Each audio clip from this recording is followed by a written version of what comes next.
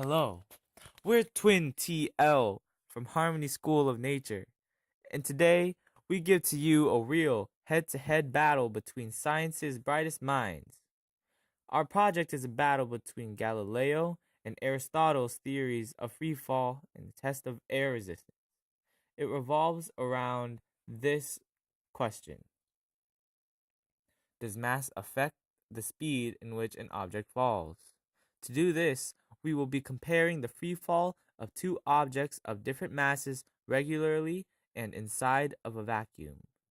And for this experiment, we will be using a coin and a feather as our masses. And we will also be using a vacuumable tube to drop the objects in a compressor to remove the air.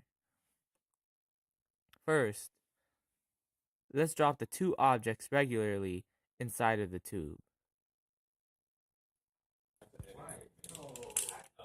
As you can see, the feather trails behind while the coin falls directly downward. This causes many to assume that the heavier objects fall faster than lighter objects, but this is not the case.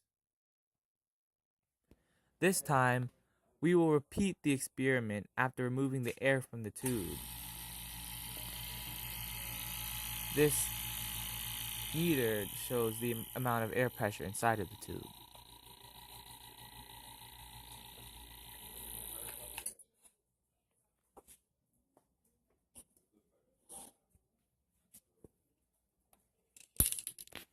As you can see, the feather will fall about the same rate as the coin, so the hypothesis that heavier objects fall faster than lighter objects is invalid.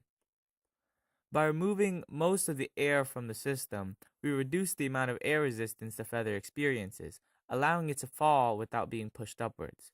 And so, our conclusion is, mass does not affect the rate at which objects fall. On Earth, all objects should fall about the same rate, which is g, or 9.8 meters per second squared. What depends on mass is not acceleration, but force, which is mass times acceleration.